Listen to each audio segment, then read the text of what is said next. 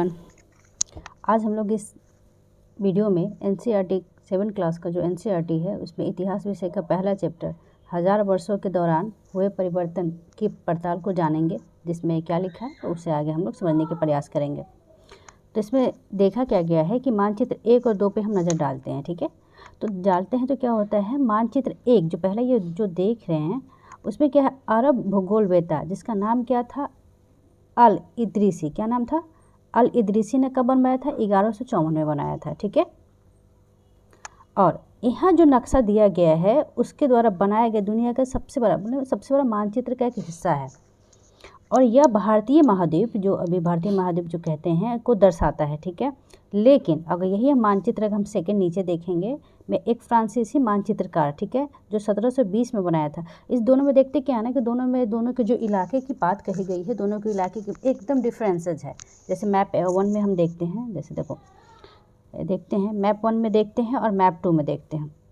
ये देखेंगे तो काफ़ी हद तक जो अभी हम भारत का जो मैप देख रहे हैं तो आप लगेगा कि क्या है कि भारत का मैप है, लेकिन ये पहला मैप मानचित्र 1 देखते हैं तो इसमें हमें डिफरेंसेस पता चल रहा है। इसमें बहुत ढूंढने में भारत महाद्वीप कहाँ है, इसमें श्रीलंका कहाँ है, तो ये थोड़ी कठिनाई होती है। बट ये जो फ्रांसीसी के द्वारा जो बनाया गया है दोनों में जो काफ़ी अंतर हो जा रहा है। ठीक है, उसमें अल इदरीसी के नक्शे में दक्षिण भारत उस जगह पे है जहाँ हम उत्तर भारत को ढूंढेंगे, और श्रीलंका का द्वीप ऊपर की तरफ है, जगहों ऊपर की तरफ है। अब जगहों के जो नाम हैं वो अरबी भाषा में दिए गए हैं। ठीक है, आगे देखते हैं। उनमें से कुछ जाना पहचान भी नाम मिलेगा, जैसे कि उत्तर प्रदेश में कन्नौज है, जगह का नाम है वो है। अब मानचित्र हम सेकंड देखते हैं। सेकंड में क्या है ना कि इसमें जो बनाने में जो लगभग 600 वर्ष बाद, जैसे कि पहला मानचित्र और सेकंड मानचित्र जो बनाने में दोनों का जो डिफरेंसेस है, टाइम है टेकन है, वो 600 वर्ष बाद बनाया गया था पहला मानचित्र बनने के। और इस कालावधि इस टाइम पीरियड की बात करें, इसमें क्या होता है कि उपमहाद्वीप के बारे में सूचनाएं काफ़ी बदल जाती है। ठीक है, यह नक्शा हमें ज़्यादा परिचित लगता है। देखने से क्या लगता है, हमें ज़्यादा ये परिचित लग रहा है। ओके, यह नक्शा हमें काफ़ी परिचित लगेगा, और इसमें विशेषकर बात करें जो तटीय इलाके हैं उसके बारीक ब्यौरा देखकर आश्चर्य होता है। ठीक है, यूरोप के जो नाविक थे और व्यापारी अपने समुद्र यात्रा के लिए इस नक्शे का इस्तेमाल करते थे। अब देखते हैं ये तो इसमें क्वेश्चन है, हम आगे देखेंगे इसमें क्या है। इतना ही महत्वपूर्ण एक और बात है कि दूसरे युग तक मानचित्र अंकन का विज्ञान काफ़ी बदल गया है। जैसे कि हम देखते क्या है ना कि चीज़ें बदलती रहती है। जैसे बहुत स्टोन एज की बात करें और अभी का जो मॉडर्न एज की बात करें, इन टाइम पीरियड में जो चीज़ें देखते हैं हमेशा वो चीज़ सेम टू सेम नहीं रहता है। नाम भी बदलते हैं, जगह भी बदलता है, लोकेशन, हर चीज़ बदलता है।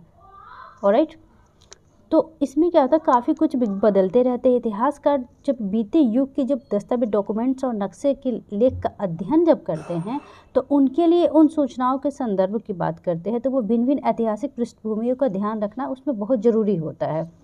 अब उसमें देखते क्या है, कुछ नए वर्ड्स और कुछ पुराने वर्ड्स जो टर्मिनोलॉजी, शब्दावली होता है उसके बारे में देखते कि कैसे कैसे चीज़ें बदली है। अगर समय के साथ साथ सूचनाओं के संदर्भ बदलते हैं तो भाषा और अर्थ के साथ क्या होता है। जैसे कि एग्जाम्पल के तौर पे हम लेते हैं कि जैसे कुछ समझ लो कि कुछ लैंग्वेज हो गया, कहीं का लैंग्वेज अलग हो गया, कुछ बोलते हैं जैसे किसी को रविंद्रनाथ टैगोर, ठीक है, कोई ठाकुर। आगे इसे देखते हैं, ऐतिहासिक अभिलेख है, एपिग्राफी है, इसमें कई तरह की भाषा मिलते हैं। ठीक है, जैसे अशोक के टाइम में ही हमें कई तरह के जो है लिपि का प्रयोग किया गया था उनके एपिग्राफी अभिलेख में, उनके स्तंभ लेख में। ठीक है, जैसे उसमें क्या हो गया, देवनागरी हो गया, अरमाइक हो गया, खरोष्ठी हो गया, नस्तलिक का प्रयोग नहीं किया गया था। इस तरह अभिलेख में डिफरेंट टाइप के भाषा मिलते हैं, लिपि मिलते हैं। इसके साथ साथ जो होते हैं उस टाइम का, जैसे प्राकृत हो गया, पाली हो गया। लेकिन अभी क्या देख रहे हैं, अभी क्या प्राकृत पाली का यूज हो रहा है? नहीं हो रहा है। देवनागरी लिपि का हो रहा है, लिपि और रोमन में हो रहा है। ये सब चीज़ें क्या हो गई, तो ये चीज़ बदलते चली गई, भाषा के साथ साथ लिपि बदलते चली गई। अब जैसे एग्जाम्पल के तौर पर हम लेते हैं तो जो मध्य युग में फारसी हो गया, आधुनिक युग में फारसी से एकदम डिफरेंसेस भिन्न है एकदम। और यह भिन्नता सिर्फ व्याकरण और शब्द भंडार में ही नहीं आई है, और शब्द का अर्थ भी देखेंगे क्या कि बदल जाता है। अब जैसे एग्जाम्पल के तौर पे हम लेते हैं क्या है, हिंदुस्तान। अब हिंदुस्तान शब्द ही ले लेते हैं, ठीक है। तो हिंदुस्तान शब्द इसे कब लाया गया, हिंदुस्तान का मतलब क्या हुआ, और जो हिंदुस्तान जो अभी जो भारत को बोलते हैं, इससे पहले डिफरेंट जो अलग अलग जो कंटिनेंट के लोग थे इसी हिंदुस्तान को बहुत अलग अलग नाम से, इंटू है, ठीक है, भारतवर्ष है, तो इन सब का नाम कोई हिंदू बोले, कोई हिंदुस्तान बोले, सामी जो है हिंदुस्तान शब्द यूज किए, ठीक है। तो ये क्या हुआ, ये जो चीज़ें हैं ना बदलते चली गई। आज हम आधुनिक राज्य जिसे भारत कहते हैं उसे हिंदुस्तान कहते हैं, लेकिन 13वीं सदी में जब फारसी के इतिहासकार, जो क्या नाम था इनका, मिनहाज ए सिराज, उन्होंने क्या किया था, हिंदुस्तान शब्द का प्रयोग किया था, ठीक है।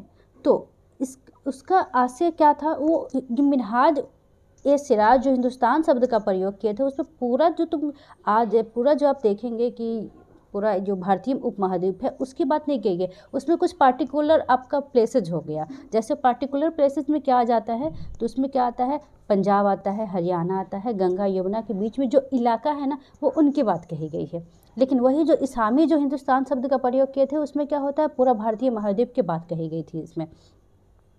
और उसने इस शब्द का जो राजनीतिक अर्थ में उन इलाकों के लिए इस्तेमाल किया गया जो अभी जो दिल्ली के सुल्तान के अधिकार क्षेत्र में आते थे, उसके कंटेस्ट में देख के यूज किया गया था। अब जो सल्तनत के जो प्रसार के साथ साथ इस शब्द के अंतर्गत आने वाले क्षेत्र बढ़ते चले गए, लेकिन हिंदुस्तान में जो दक्षिण भारत का समावेश कभी नहीं हुआ, ठीक है, अकॉर्डिंग टू ये वाला। इसके विपरीत अगर हम बात करते हैं तो 16वीं सदी के अंत में बाबर ने हिंदुस्तान शब्द का, देखो इसके बाद क्या होता है कि 16वीं सदी में बाबर ने हिंदुस्तान शब्द का प्रयोग इस महाद्वीप में जो भूगोल, पशु पक्षी और यहाँ के जो निवासी के सांस्कृतिक वर्णन करने के लिए किया गया था, वो किए थे कौन, बाबर ने। यह प्रयोग 14वीं शताब्दी के कवि अमीर खुसरो द्वारा हिंद शब्द का प्रयोग किया गया था, जो कुछ क्या थे, समान थे। मगर जहाँ भारत के एक भौगोलिक और सांस्कृतिक महत्व के बारे में पहचाना जा रहा था, हिंदुस्तान शब्द से वे राजनीतिक और राष्ट्रीय अर्थ नहीं जोड़ पाए थे जो आज हम जोड़ते हैं। जैसे आज जो हम जोड़ते हैं वो उस टाइम नहीं था। अब किसी भी शब्द का जो प्रयोग होता है, जो इतिहासकार बहुत ही सावधानी से करना चाहते हैं, क्योंकि अतीत में उन शब्दों का जो अर्थ होता है बिल्कुल डिफरेंसेस होता है। जैसे एग्जाम्पल के तौर पे लेते हैं, विदेशी जो है सीधा साधा शब्द ही ले लीजिए, हमारे लिए आज इसका अर्थ होता है, जैसे विदेशी, अगर एक वर्ड हम विदेशी लेते हैं उसके लिए सीधा साधा शब्द है, ले लीजिए, उसका मतलब अर्थ क्या होता है, ऐसा व्यक्ति जो भारत का ना हो, क्या ना हो, भारत का ना हो, वो विदेशी हो गया। बट मध्य युग में क्या हो गया, मध्य युग में मानो जैसे किसी गांव में आने वाला कोई भी अनजाना व्यक्ति जिसे हम नहीं जान रहे हैं, जिसका संस्कृति समाज एकदम डिफरेंट है, जो भिन्न हो, वो क्या हो गए, वो विदेशी कहला गए। ऐसे व्यक्ति को हिंदी में क्या बोलते हैं, परदेसी। हिंदी में क्या बोलते हैं, परदेसी। और फारसी शब्द में क्या बोलते हैं, अजनबी। फारसी शब्द में अजनबी कहा जाता है उनको। इसलिए किसी नगरवासियों के लिए वनवासी विदेशी होता था, किंतु एक ही गांव में रहने वाले दो किसान अलग अलग धर्म, जाति, परंपराओं से अगर जुड़े रहते थे तो वो क्या होते थे, एक दूसरे के लिए विदेशी नहीं होते थे। आगे देखते हैं हम इतिहासकार और उनके जो स्रोत है। क्या इतिहासकार और उनके जो स्रोत है उनकी हम बात करेंगे। ऐसे हमने पहले वीडियो में एक स्पेशली प्राचीन भारतीय के जो इतिहास के जो स्रोत है उसको हम देख चुके हैं, बट यहाँ इतिहासकार और उनके स्रोत 7th क्लास में भी हम आगे देखते क्या है कि इतिहासकार जो है किस युग का अध्ययन करते हैं और उनकी जो खोज की जो प्रकृति क्या है उसे जानने की कोशिश करेंगे। और इसके देखते हुए वे अलग अलग डिफरेंट टाइप के जो सोर्सेज का जो सहारा लेते हैं। जैसे एग्जांपल के तौर पे हम लेते हैं, जैसे कि हम पिछले साल जो अपने गुप्त वंश के शासकों और हर्षवर्धन के बारे में जो हम लोगों ने पढ़ा, इस पुस्तक में हम मोटे तौर पे क्या पढ़ेंगे, 700 से 1750 ईस्वी के लगभग, जैसे 700 से 1750 ईस्वी तक के जो लगभग 1000 वर्षों के बारे में हम लोग इसमें पढ़ेंगे। अब इसमें क्या है, इस काल में जो अध्ययन करेंगे उसमें इतिहासकार जिन स्रोतों का प्रयोग करते हैं, ठीक है, जिन सोर्सेज का प्रयोग करते हैं उनमें आपको बहुत सारी ऐसी बातें मिलेंगी जो पिछले युग से चलती आ रही है। इतिहासकार इस काल के बारे में सूचना इकट्ठी करने के लिए अभी भी क्या करते हैं, कॉइन्स का, सिक्के का, शिलालेख का, स्थापत्य का और जो लिखित जो रिटन सामग्री है जो हमें उस पर ही निर्भर होती है। मतलब आर्कियोलॉजिकल एविडेंस पे, आर्टिफैक्ट्स पे अभी भी जो हिस्टोरियंस है वो डिपेंडेंट होते हैं अभी जो इतिहास लिखने के लिए, हमारे अतीत के बारे में जानने के लिए, साथ ही उसे फ्यूचर से कोरिलेट करने के लिए। बट होता क्या ना, पर कुछ बातें पहले से भिन्न है। जैसे इस युग में हम प्रामाणिक लिखित सामग्री की संख्या और विविधता आश्चर्यपूर्वक रूप से बढ़ गई है। इसके आगे इतिहासकार सूचनाओं के प्रयोग के लिए स्रोतों का इस्तेमाल धीरे धीरे क्या करने लगे हैं, कम करने लगे हैं। आगे देखते हैं, कम करने लगे हैं। इस समय के दौरान क्या होता है, कागज क्रमशः सस्ता हो गया है और बड़े पैमाने पर उपलब्ध भी होने लगे हैं। लोग धर्म ग्रंथ, शासकों के वृत्तांत, संतों के लेखन तथा उपदेश, अर्जिया, अदालतों के दस्तावेज, हिसाब और करे के खाते आदि लिखने का प्रयोग करने लगे हैं। और अभी अगर और हम मॉडर्निटी की बात करें तो अभी तो डिजिटलाइजेशन हो गया है, सब कंप्यूटर में डाटाबेस रहते हैं।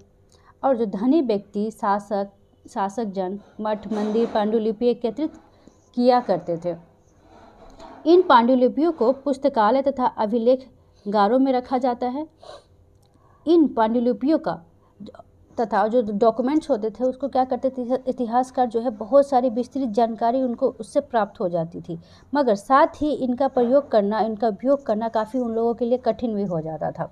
अभिलेखागार किसे कहते हैं कि एक अभिलेखागार ऐसा होता है ना, ऐसा स्थान जहाँ पे क्या होता है, दस्तावेज और पांडुलिपियों को संग्रहित किया जाता है, स्टोर किया जाता है।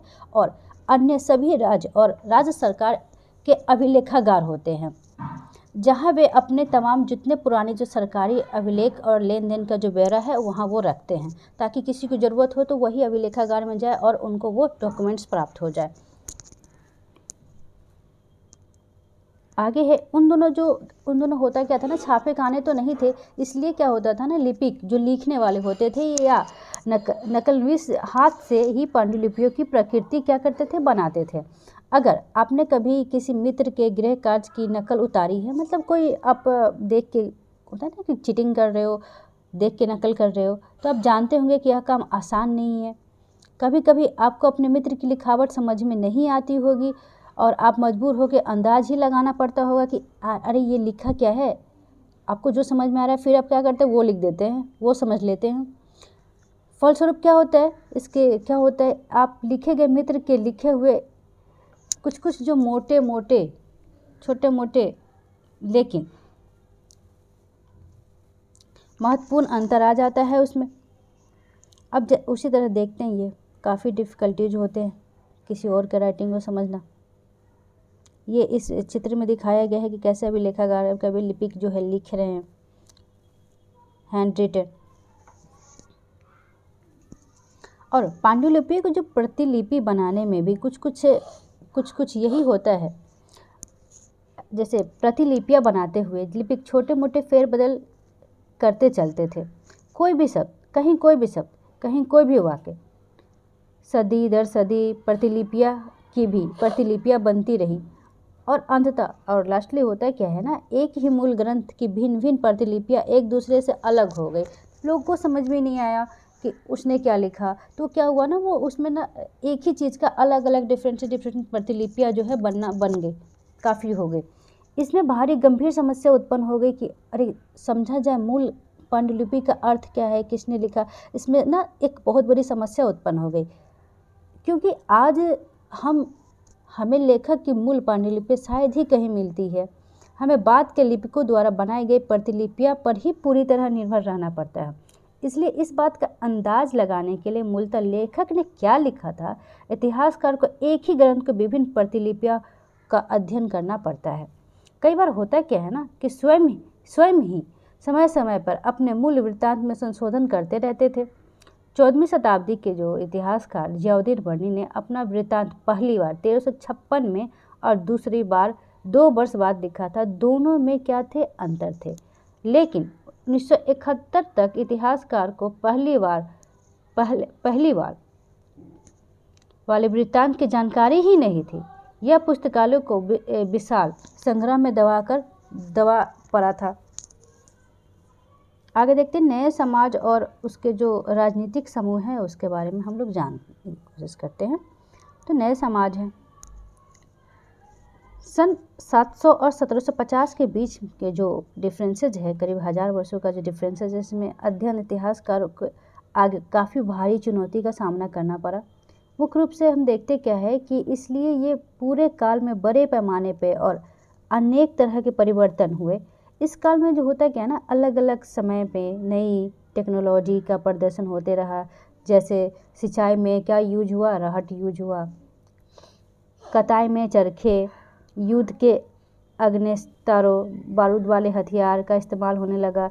इस महाद्वीप में नई तरह के खान पान आया, जैसे आलू, मक्का, मिर्च, चाय, कॉफ़ी। मतलब ध्यान दें कि ये तमाम जो परिवर्तन हो रहे हैं ना, ये नई प्रौद्योगिकियाँ और फसलों उन लोगों के लिए साथ में आए जो नए विचार भी लेकर आए थे, जो नए थॉट्स लेके आए थे। उसी को देखकर हुआ क्या ना कि नई टेक्नोलॉजी, नए खाने पीने का सामान, और इस समय क्या हो गया, डिफरेंसेस हो गए। जब लोग एक तरह से ये भी कह सकते हैं कि जब लोग माइग्रेट कर रहे हैं एक जगह से दूसरी जगह, तो उनका जो थॉट है, उनको जो टेक्नोलॉजी पता है, वो जाके उसको बताए। फिर वहाँ से कोई लोग अगर माइग्रेट कर रहे हैं तो वो आके आपको बताए। जैसे हमें पता है कि हमारे बहुत सारे ऐसे जो खान पान का सामान है वो मूलतः भारत का नहीं है।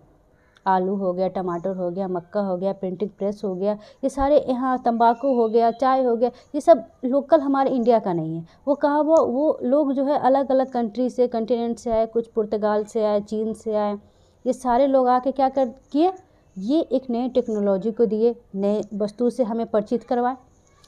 इसके अलावा हम आगे देखते हैं, इसके रिजल्टेंट में देखते परिणाम स्वरूप ये होता है कि इस काल में आर्थिक, राजनीतिक, सामाजिक और सांस्कृतिक परिवर्तन का भी काल रहा। अब हम आगे इसके बारे में अध्याय 5, 6, 7 में अगर हम लोग पढ़ेंगे तो इसके बारे में कुछ डिटेल में जानेंगे। फिलहाल हम जानते हैं क्या है कि इस युग में लोगों की जो गतिशीलता जो थी, एक स्थान से दूसरे स्थान पर आना जाना क्या हो गया, काफ़ी बढ़ गया। अवसर की तलाश में लोग, जैसे इसको समझेंगे कैसे बढ़ गया। जैसे कि पहले हम जानते हैं कि पहले के जो स्टोन एज टाइम की बात करेंगे तो पहले के जो लोग थे क्या थे, वो कबीलाई से भी पहले क्या है, एक जगह रहते थे, फिर दूसरे जगह रहते थे, माइग्रेट करते थे। अब इसके पीछे रीज़न क्या था कि जब हम उस टाइम खेती नहीं होती थी प्रॉपर टाइम, ओके। जब खेती नहीं हो रही तो वो लोग जितने डिपेंडेंट होते थे, या तो वो वहाँ के जो जानवर हो गए उस पर डिपेंड हो गए, या फिर वहाँ के जो कंदमूल, फल फूल जो हो गए उस पर डिपेंड हो गए। तो एक हर चीज़ की एक संसाधन की एक लिमिटेशन होती है। जब उसको वो उपभोग कर लेंगे, खा जाएंगे, तो क्या फिर वो उसको दूसरा चाहिए ना, तो वो तो उस जगह मिलेगा नहीं। तो उसे प्राप्त करने के लिए क्या करेंगे, वो एक जगह से फिर दूसरे जगह जाएंगे ताकि वही चीज़, खाने का सामान उनको उस जगह से मिल जाए। तो ये क्या हो गया, एक युग था जिसमें गतिशीलता का मतलब क्या, एक स्थान से दूसरी जगह पे आना जाना काफ़ी इनका बढ़ गया था। अवसर की तलाश में लोग झुंड तक, अब झुंड में भी रहना क्यों स्टार्ट कर दिए, क्योंकि उस टाइम जो जानवर का शिकार करके ये लोग खाते थे। अगर बड़े बड़े जानवर हो गए, उसे अकेले शिकार करेंगे तो क्या वो शिकार नहीं कर पाते थे, वो जानवर के ही खुद शिकार बन जाते थे। लेकिन जब वो झुंड में रहेंगे, झुंड में मिल के करेंगे तो क्या हुआ, तो ये उनके लिए आसान हो गया, शिकार भी करना, मिलजुल के खाना भी।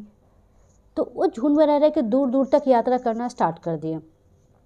और जब वो कृषि करना स्टार्ट कर दिए, एग्रीकल्चर उनको पता हो गया एग्रीकल्चर कैसे किया जाए, तो वो क्या हुआ, अब एग्रीकल्चर कहीं अगर कर रहे हैं तो तुरंत, तो अगर हम कुछ प्लांट कर रहे हैं, बीज बोए हैं, तो आज बोए हैं कल तो नहीं हो जाएगा। तो इसलिए क्या कर रहे हैं ना, वो वेट कर रहे हैं, होगा 5 महीना, 6 महीना, साल भर बाद होगा। तो इसी कंसेप्ट में क्या हो गया, एक जगह साथ में वो रहना स्टार्ट हो गए। तो ये परिवार का कंसेप्ट भी ये यहाँ से ये स्टार्ट हो गया। जब परिवार का कंसेप्ट आया, फिर छोटे छोटे कबीलाए में बट गए, तो छोटे छोटे कबीलाए आए तो समाज में बट गए। तो इस तरह से ये डेवलपमेंट हो गया। आगे देखते हैं क्या, अवसर की जो तलाश में लोग क्या है, झुंड दूर दूर तक यात्रा करने लगे।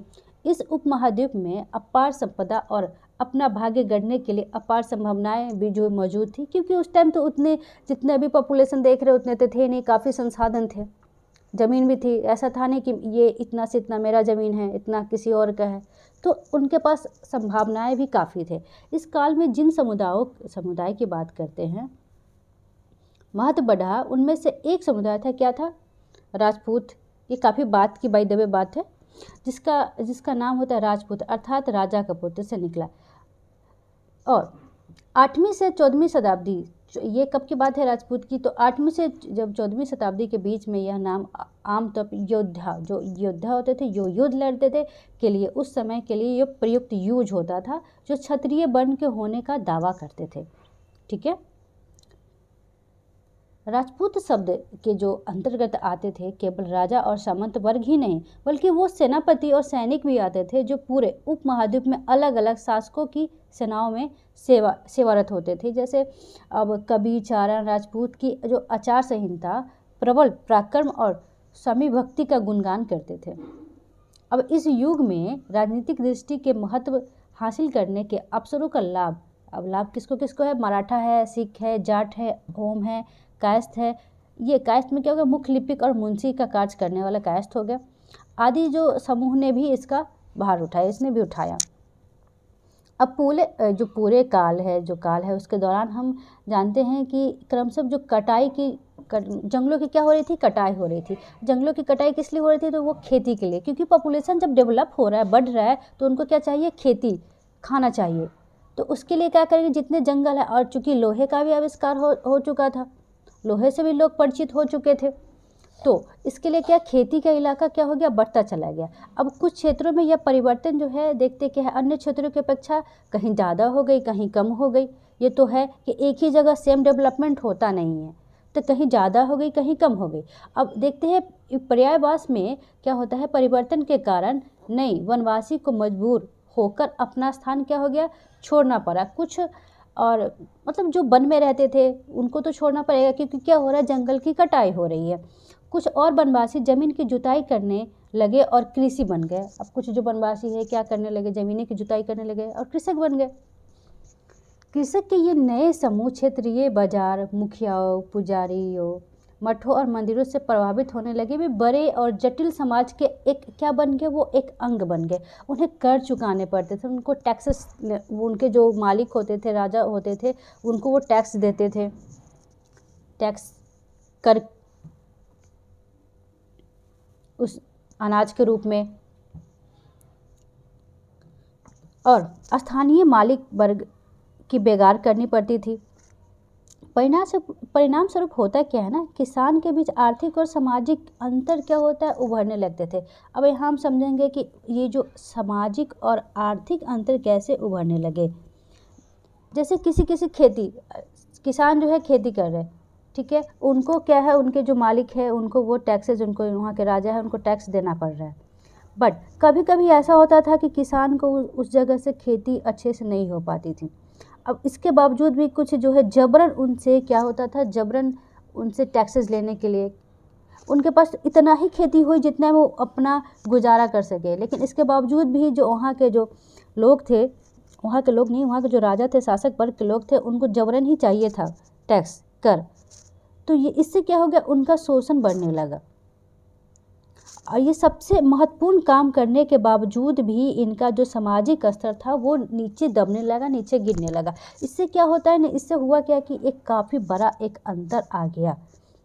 कुछ के पास अभी भी ये अंतर देखने को मिलता है कि किसी को अगर पूछ लिया जाए कि आप क्या बनना चाहते, कोई ये बंदा नहीं बोलेगा, कोई लड़की कोई नहीं बोलेगी कि मुझे किसान बनना है, जबकि काफ़ी इम्पोर्टेंट काम है ये। अगर वो नहीं रहे तो हम लोग मेरा जीवन भी नहीं रहे। कुछ के पास ज़्यादा उपजाऊ ज़मीन होती थी। कुछ लोग मवेशी भी पालते थे। मवेशी मतलब क्या हो गया? गाय भैंस, जो जानवर हो गए, कुछ दुधारू हो गए। और कुछ लोग खेत के खाली समय में दस्तकारी का आदि का काम कर लेते थे। जैसे जैसे समाज में जो अंतर बढ़ने लगा, लोग जाति उपजाति में बढ़ना स्टार्ट हो गए। एक अगले वीडियो में हम लोग जानेंगे कि एक जाति और प्रजाति उपजाति कैसे बढ़ना स्टार्ट हो गया। आगे देखते हैं यहाँ कि उनकी जो पृष्ठभूमि और व्यवसाय के आधार पर उन्हें समाज में एक ऊंचा नीचा दर्जा प्राप्त होने लगा। जैसे कि पहले क्या होता था ना जो जाति पहले जो जाति वर्ग थे वो जन्म के आधार पे नहीं होते थे कि हाँ आप जन्म है, आपका जो जन्म है, आपका जिस जन्म लिए हैं, आपके जो माता पिता जिस जाति से है आप भी उस जाति से होंगे, ऐसा पहले नहीं था। पहले क्या था, पहले तो आपके अकॉर्डिंग आप जो व्यवसाय कर रहे हैं ना उसके अकॉर्डिंग आपका जाति निर्धारित होता था और एक घर में कई जाति के लोग हुआ करते थे। ये दर्जे जो थे अस्थायी नहीं थे, किसी भी जाति विशेष के सदस्यों के हाथ में कितनी सत्ता, प्रभाव, संसाधनों का नियंत्रण है, इसके आधार पे उसके दर्जे जो है क्या होते थे, बदलते रहते थे। एक ही जाति का किसी क्षेत्र में कोई दर्जा हो सकता था और किसी अन्यत्र में कोई और। जैसे अपने सदस्यों के व्यवहार का नियंत्रण करने के लिए जातियां स्वयं अपने अपने नियम बनाती थी। इन नियमों का पालन जाति के बड़े बुजुर्ग की एक सभा करती थी।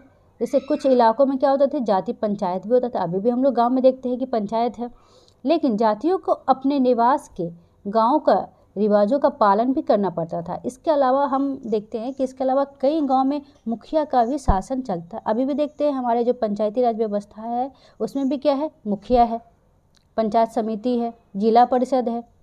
तो ये सब क्या है, ये एक शासन का एक स्तर है। मिला कर क्या होती थी, एक छोटी छोटी इकाइयों से भरी होती थी।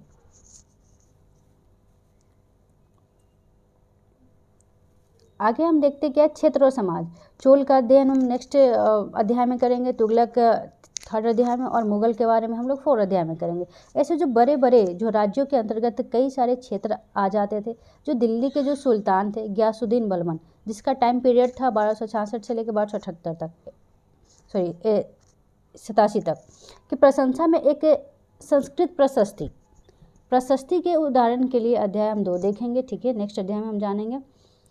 संस्कृत प्रशस्ति में उसे एक विशाल साम्राज्य का शासक बताया गया, जो पूर्व में बंगाल, जैसे बंगाल को और एक नाम से गौर भी कहा गया, लेकर पश्चिम में अफगानिस्तान के गजनी, अब गजनी कहाँ है तो अफगानिस्तान में है, तक फैला हुआ था, और जिसमें संपूर्ण दक्षिण भारत द्रविड़ भी आ जाते थे। अब गौर, आंध्र, केरल, कर्नाटक, महाराष्ट्र और गुजरात आदि भिन्न भिन्न क्षेत्रों के लोग जो है उसकी सेना के आगे क्या थे, कुछ टिक नहीं पाते थे, पलायन कर जाते थे, टिक नहीं पाते थे, जीत नहीं पाते थे। इतिहासकार विजय अभियान के इन दावों को अतिशक्तिपूर्ण मानते। कहीं लगता है कि जब प्रशस्ति में देखते हैं तो लगता है कि नहीं, ये कुछ बढ़ा चढ़ा के, अतिशक्तिपूर्ण का मतलब क्या, बढ़ा चढ़ा के लिखा गया है, ऐसा फैक्ट नहीं है। साथ ही वे ये समझने की भी कोशिश करने लगते हैं कि लोग जो शासक लोग हैं इस उपमहाद्वीप के जो विभिन्न भागों पर अपने अधिकार का उल्लेख क्यों करते रहते हैं। अब कुछ भाषा और क्षेत्र के बारे में जानते हैं। इधर सन 1318 में कवि अमीर खुसरो ने इस बात पर गौर किया था कि इस देश के हर क्षेत्र की एक अलग भाषा है। अभी भी अलग अलग भाषा है, इसमें सिंधी, लाहौरी। हम लोग अगर भाषा की बात करें तो हम थोड़े जगह पे एक छोटा सा एक देश है, देश हो गया, देश में एक क्या हो गया, अलग अलग डिफरेंट अलग अलग देश के राज्य हो गए, राज्य में केंद्र शासित प्रदेश हो गए, फिर उस राज्य में जिले हो गए, जिले में क्या हो गया, राज्य हो गए, जिले हो गए, पंचायत हो गए। छोटे छोटे स्तर पर हम लोग छोटे स्तर पर थोड़े डिस्टेंसेस पे देखते क्या है कि उन लोगों का लैंग्वेज में काफ़ी डिफरेंसेस हमें मिलता है। तो आगे देख रहे हैं क्या है, सिंधी हो गई, लाहौरी हो गई, कश्मीरी हो गई, द्वार समुद्री हो गई, द्वार समुद्री दक्षिण कर्नाटक में हो गई, तेलंगानी कहाँ, आंध्र प्रदेश में, गुजरी गुजरात, और अबारी तमिलनाडु, गौरी बंगाल में, अवधी पूर्वी उत्तर प्रदेश, और हिंदवी दिल्ली के आसपास के क्षेत्र की बात होगी। अमीर खुसरो ने आगे बतलाया कि इन भाषाओं के विपरीत एक भाषा संस्कृत भी है, जो किसी विशेष क्षेत्र की भाषा नहीं, यह प्राचीन भाषा है जिसे केवल ब्राह्मण जानते हैं, आम जनता नहीं जानते हैं। अमीर खुसरो द्वारा उल्लेखित भाषाओं की एक सूची बनाना है, आप लोग बनाइए। आगे देखते हैं। सन 700 ईस्वी तक क्षेत्रों के अपने भौगोलिक आयाम तय हो चुका था, और इन और उनकी अपनी भाषा और संस्कृति जो सांस्कृतिक थी विशेषता स्पष्ट हो गई थी। अध्याय 9 में हम देखेंगे कि आपको अपने इलाके में अधिक जानकारी मिलेगी। ये क्षेत्र विशेष शासक राजवंशों से भी जुड़ गए थे। इन राज्यों के बीच काफ़ी टकराहटें चलती रहती। थी। जैसे कभी कभी चोल, खिलजी, तुगलक, मुगल जैसे राजवंश अनेक क्षेत्रों में फैला एक विशाल साम्राज्य खड़ा कर लेते थे। ये सभी जो साम्राज्य समान रूप से स्थिर या सफल नहीं हो पाते थे। उदाहरण के लिए अध्याय हम 3 में और 4 में देखेंगे, खिलजी और मुगल वंश की शासन कितनी अवधियां तक चली और 18वीं सदी में मुगल वंश का पतन के ढलान पर थे।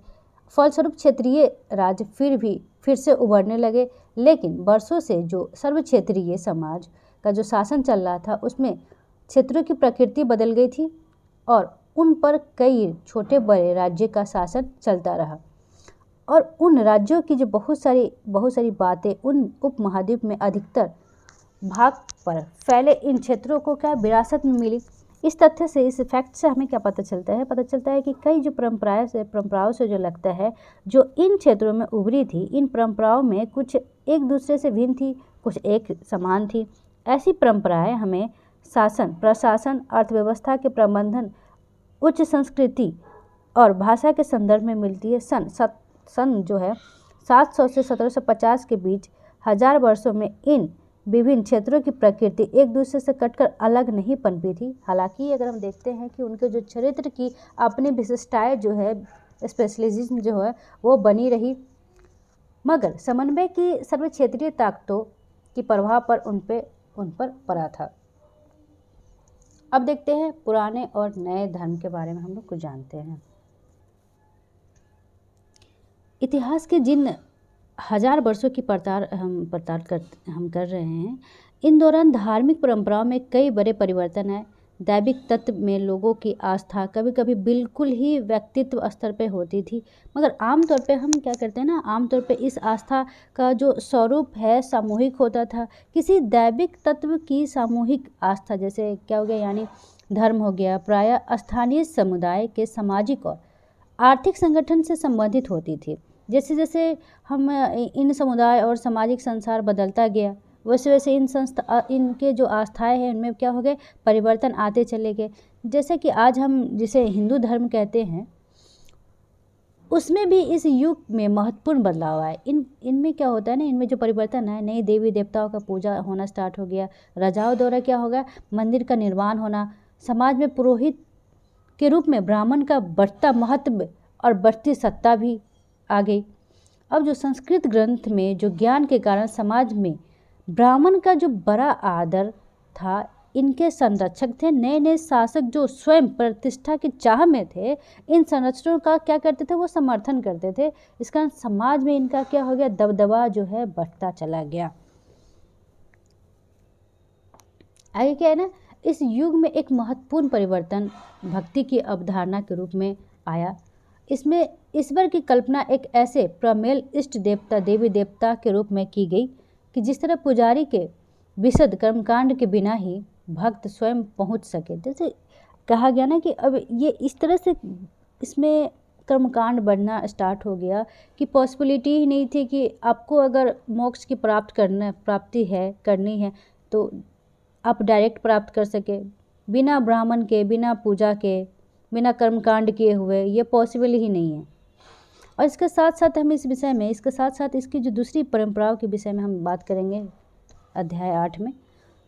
यही वह युग था, इसमें क्या होता है, यही युग था। इस उपमहाद्वीप में नए नए धर्म का जो आगमन होता है, कुरान शरीफ के संदर्भ में भारत में पहल 7वीं शताब्दी में जो व्यापारियों और अप्रवासियों के जरिए पहुंचा। जैसे मुसलमान हो गया, कुरान शरीफ को अपना धर्म ग्रंथ मानते हैं, केवल एक ईश्वर अल्लाह की सत्ता को स्वीकार करते थे, जिसका प्रेम, करुणा, उदारता अपने में आस्था रखने के लिए हर व्यक्ति को गले लगाना चाहता है।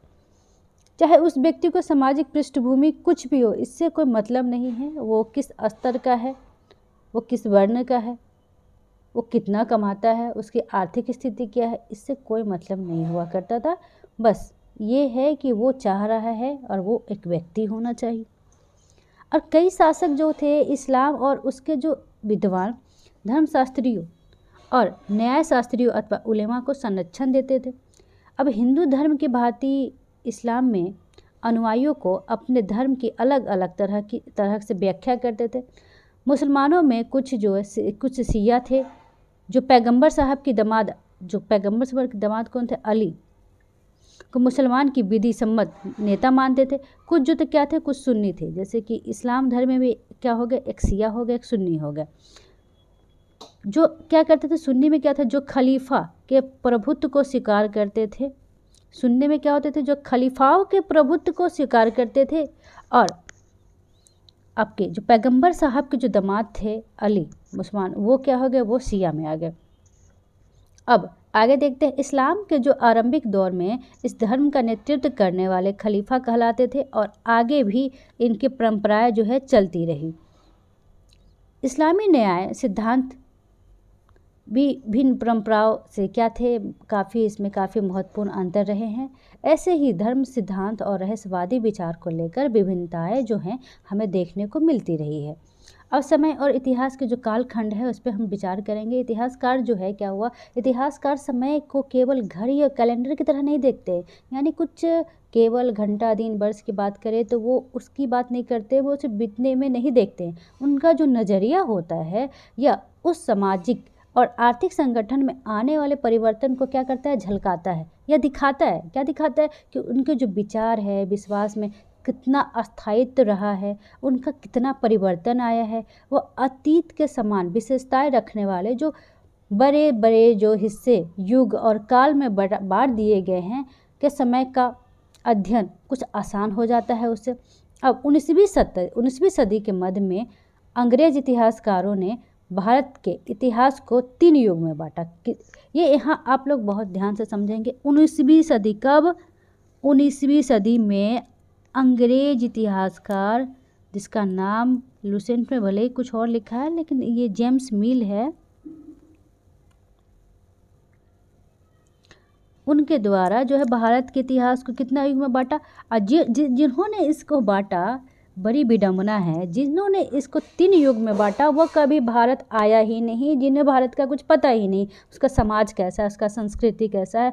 उसने अपने वहाँ इंग्लैंड में रह के ही भारत को क्या कर दिया, भारत को उसने 3 भाग में 3 समाज में बांट दिया, जिसमें क्या था, हिंदू है, मुसलमान है और ब्रिटिश है।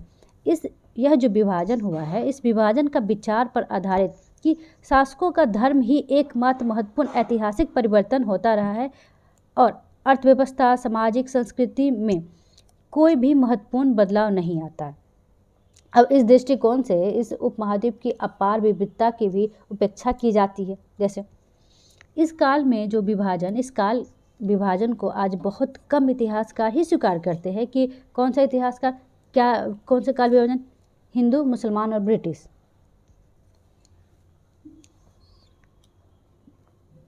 अधिकतर इतिहासकार आर्थिक और सामाजिक कारकों के आधार पर ही अतीत के विभिन्न कालखंडों की विशेषताओं तय करते हैं। पिछले साल अपने जो इतिहास पढ़े थे आप, जिसमें प्राचीन समाज के कई प्रकार के समावेश था, जिसमें क्या था, सबसे स्टार्टिंग में शिकारी था, संग्राहक था। प्रारंभिक दौर में जो कैसे कृषि बने, फिर समाज बना, फिर शहर, पहले गाँव, फिर शहर का कंसेप्ट आया, निवासी, उसके प्रारंभिक दौर में राज्य बने, साम्राज्य बने। और इस साल आप जो इतिहास पढ़ेंगे उसमें क्या पढ़ेंगे, उसमें प्रायः मध्यकाल इतिहास कहा जाता है जिस पढ़ेंगे। इसमें आपको कृषक समाज के विस्तार, क्षेत्रीय साम्राज्यिक राज्यों के उदय, कभी कभी तो ग्रामवासियों और वनवासियों की कीमत पर प्रधान धर्मों के रूप में हिंदू धर्म, इस्लाम धर्म के विकास और यूरोप के जो व्यापारिक कंपनी के आगमन के बारे में विस्तार से जानने को हमें मिलेगा।